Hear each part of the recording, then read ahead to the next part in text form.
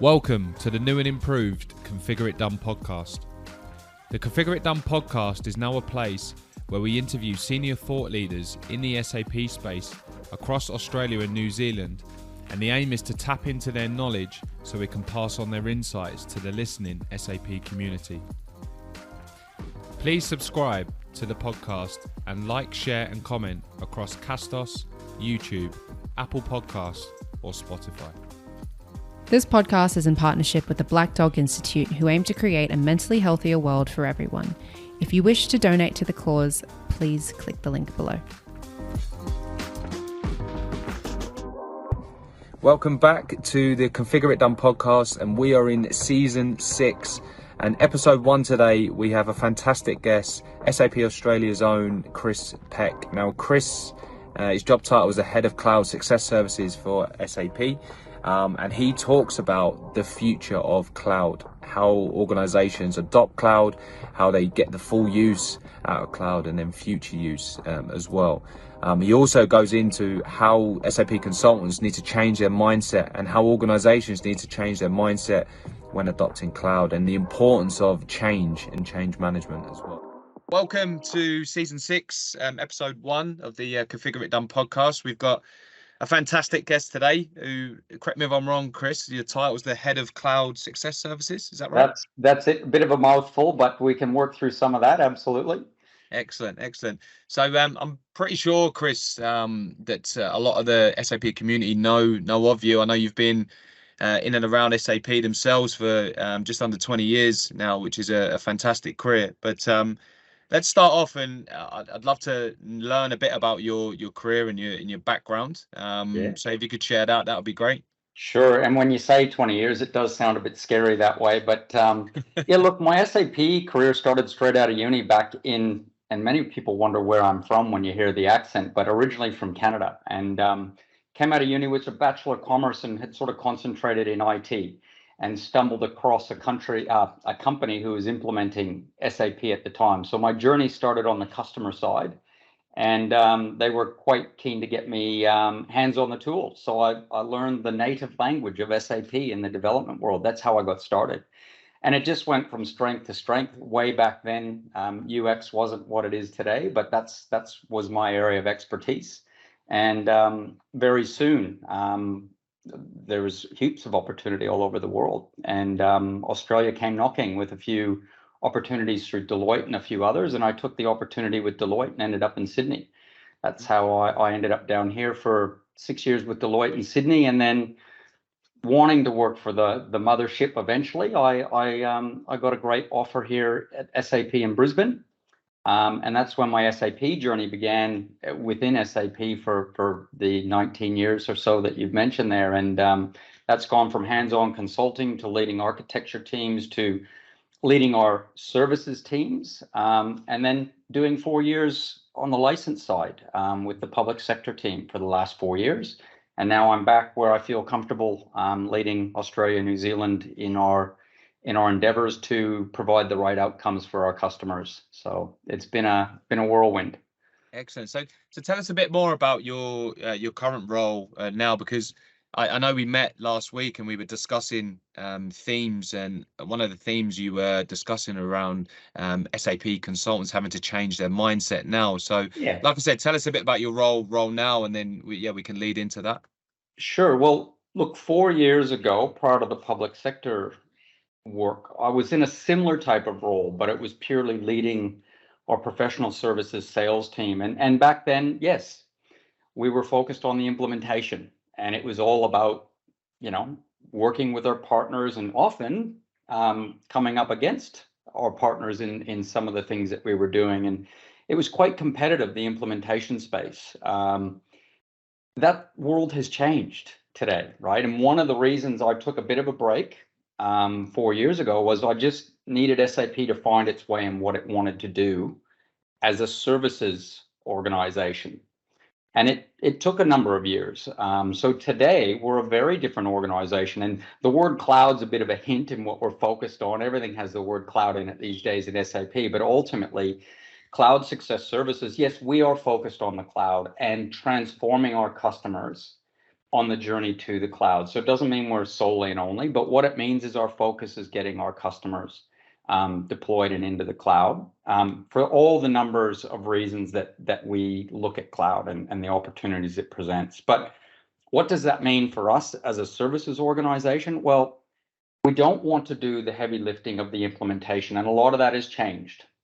It's more about discovery and exploring what a customer wants to do and then helping them adopt, not adapt the solution as we would have in the past. So our role in SAP as a services organization is about the advisory, the recommendations, the really heavy work in designing and making sure it's set up for success. So that's the role we play as SAP services. And absolutely, consultants, they need to really understand their role in those discover and explore phases with customers, because that's where the real value of all our experience comes in. How best to use what the software vendors are providing, as opposed to how do I spaghetti this thing together to do what the customer says, I've always done it this way. Well, okay, cloud presents an opportunity to maybe adopt best practice more than adapt. And I think that's the big shift, Jay, is the adoption versus the adaptation of the solutions. And consultants and implementation organizations really need to figure out that value to their customers. Sure. You mentioned three key points before, and I think it started with that adoption or that implementation phase. What are the other two? Look, I'll use the three F's. There's the first use. So the first use that we want to see with our customers is a really good, agile, quick first use of the solution. So first use. Then we basically want them to fully use. So the first use awesome is a minimal viable adoption, less change on the organization, but then we want them to go, all right, we're off and walking, let's go full use, right? So full use on the solution, and that means adopting different modules of maybe the solution that you're on, expanding into other areas of the process that you might want to do. So it's first use, full use, and then future use. We want them to be thinking everything that SAP has to offer and the tight integration that comes with the future use of solutions, and even where they might want us to take the solution, right? So that's where a lot of the brain power comes in from our team, is looking at the roadmap ahead for our customers, the future use that they could be getting from the full breadth of, I guess, the solutions. And it's not always SAP, I get that, but that future use and even the interconnectivity of the different cloud solutions is key. So first use, full use, future use really talks about, I guess, our mentality today. Sure. So if I'm an SAP consultant, I've been working 15 to 20 years in the market. How should I be approaching, SAP in the future now with customers? Oh, it's a good question. I mean, ultimately, it comes back to, as always, really understand your customer. That's first and foremost. That doesn't matter whether you're doing SAP or anything. Really understand what your customer is trying to achieve and understand their business. Second, really understand the breadth of the solution offering as it is. Like, understand its capabilities, understand where it's weak, understand where it's going to grow, and understand where it's really the sweet spot is. That's where you're really honing in and working with your customers on the use and the adoption of what it can actually do out of the box, because that's the quickest, fastest way for them to physically achieve value. Because remember, a go live is of zero value to a customer. They've achieved nothing on go live day, right? The minute they start using it, okay, now we're talking about providing value to the customer. So the real job happens day one, the first few weeks, the first few months. So we do as short, sharp first use as possible, and then let's monitor, let's watch, let's hold their hand. And there's where we have to really start working and advising with our customers. Hey, we might need to tweak this. Did you know your employees are doing it this way? They still got a bit of the old habits. They really need to adopt this part of the process. So there's a huge amount of work in that first 6 months for people to really assist customers in getting the best out of what they've just spent a lot of money on and will for the next 3 to 5 years to really start working. So to me, that's number one. And then opportunity in year 1, year 2, year 3 is about coming back as a consultant, looking at and analyzing the information that's coming out of these cloud solutions to tell you how the customer is using it. And once again, your knowledge, your expertise kicks in on how you can do better, how you can leverage more of what's already there. That's not just an SAP consultant mind shift change, and that's organization kind of change as well. When we speak to clients, they're so fascinated with the go live date. Yes. And you know, like you said there, the real work does start afterwards. So yeah, that's really interesting there.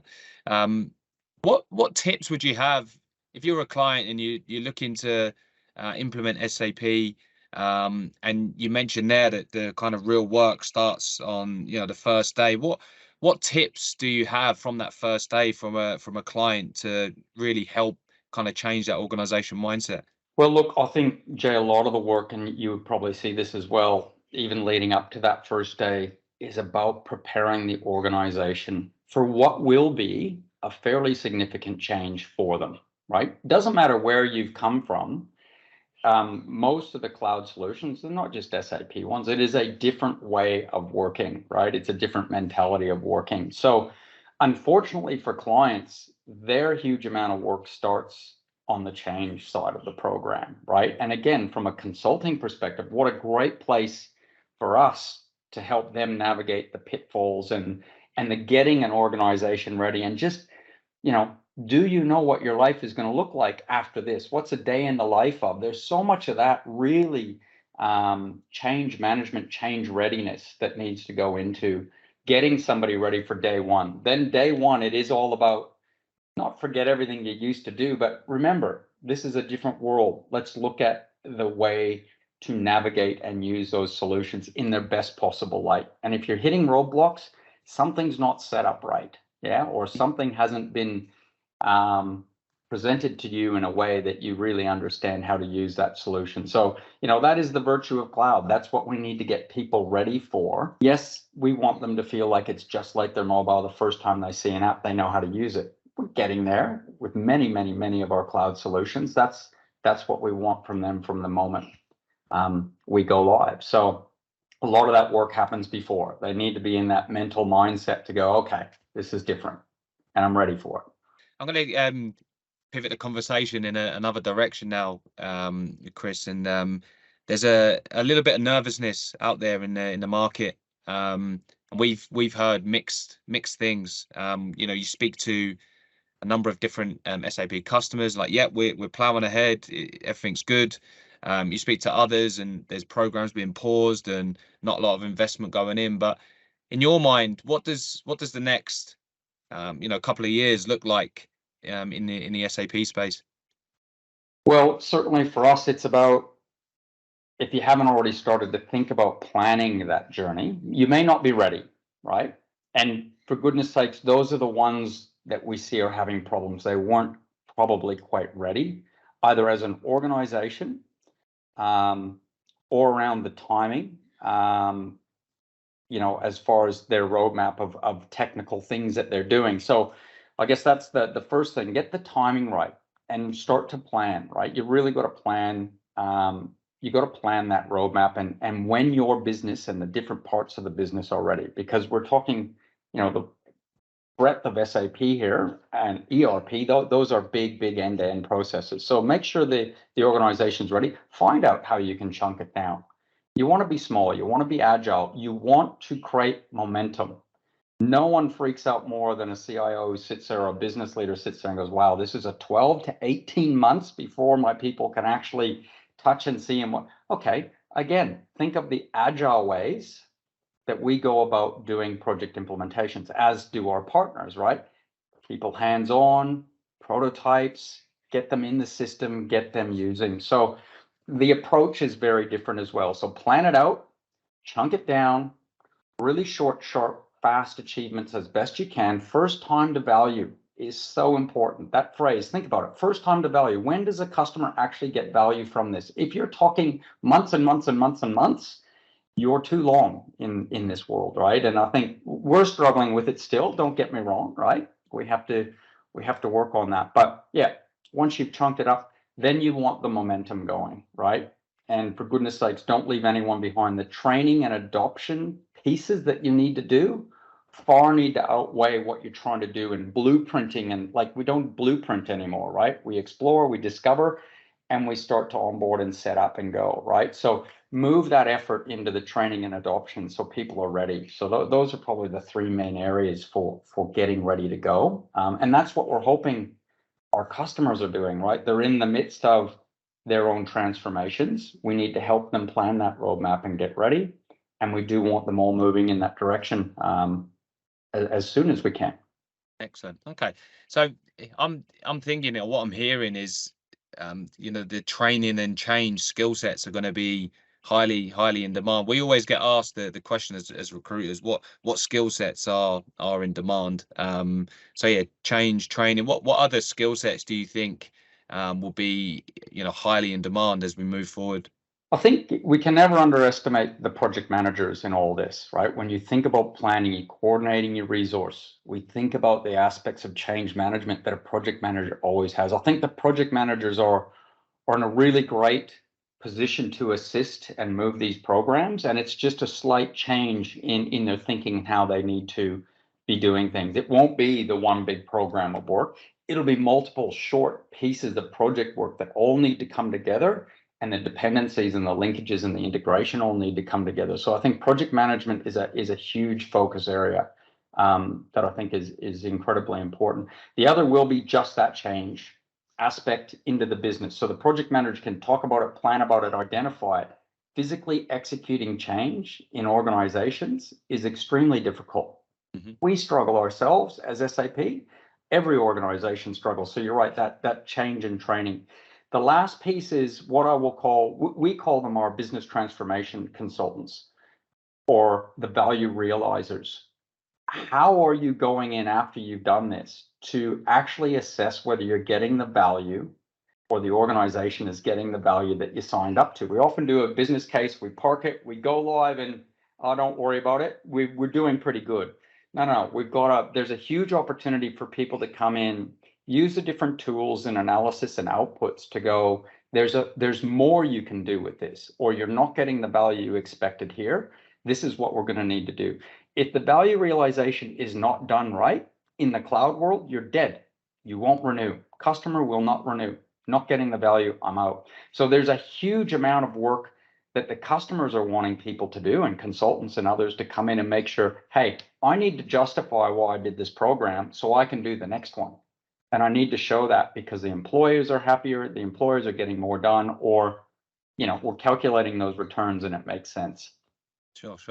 So have you got any success stories? And you don't have to name customer names, but any success stories that you can share? And what did that customer do? Specifically. Well, there are a few. The last 4 years in government, I'll probably use in my brain a few of the government ones, but ultimately it does come back to one organization went, we are going on the change journey first before we even touch a system. So we're going to take every employee on this journey with us around what it means. And they spent probably 3 to 6 months running an organization in a department of about 200 or 300 people, right? Wow. So when they even started to think about agile, different frame of mind, throw everything away that you used to know, what would you do in the ideal world moving forward? It opened up areas of innovation and opportunity that they couldn't even have dreamed of prior, because it wasn't just a select few thinking slightly different and innovatively and challenging. It was a whole organization that had completely changed their mindset.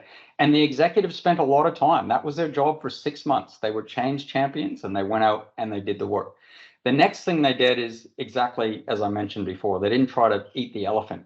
They went and said, we have 45 projects that we're going to do over the next 12 to 18 months. And most people almost fell off their seat, right? 45. They used to struggle to get 1 or 2 done. Yeah. They managed to deliver 38 projects in a 12-month period of fast, agile deployment to their organization. Absolutely fantastic. So, that's a great example of one. The other is just a customer coming to you with the times were very different. We had COVID, we had fires, we had everything.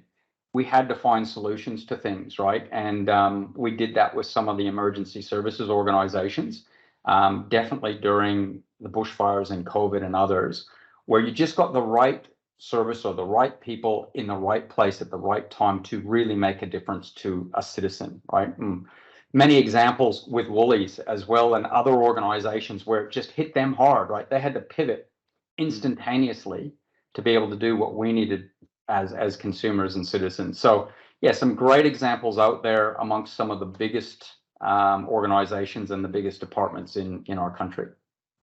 Yeah, sometimes when there is a bit of bit of controversy or a bit of pressure, there is a lot of good that comes out of it, like the bushfires and COVID, and it was devastating. But yeah, like I said, there is good that comes out of it.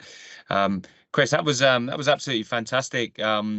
What I'd love to know is who else you would love to hear on the podcast. Oh, look, I would love to hear some of our great executive customers getting in and talking about their successes with our ecosystem, right? Like they've all got some very different stories. They're all trying to do somewhat similar things, and some are much more successful maybe than others, or moving at a different speed. So I'd love to hear, some of our top executives. Would be awesome if we could get some of them. Like let's talk to the Woolies of the world. Let's talk to the Defenses of the world. Let's talk to, some of the big banks around how they're going. Now, it doesn't always have to be big. But then let's talk to some of the smaller ones that are moving at space at speed and we can learn from. So that's probably one. And the second would just be some of the consulting firms, just how are they adapting? Because some of them are doing amazing. So what changes are they making, and how is that impacting the ecosystem as well? Excellent. Well, you'd be glad to know we've got some fantastic guests lined up in season 6. But yeah, that was amazing today, Chris. Thank you very much for joining us. Yeah, for the listeners, please do subscribe. We're on YouTube, we're on Apple, we're on Spotify, and Castro as well. So please do subscribe. But Chris, thank you very much again. Really appreciate your time. No, I've really enjoyed it, and all the best, Jay. Appreciate it. Take care. Excellent. Please like, share, comment, and subscribe to the ConfigureITDone podcast.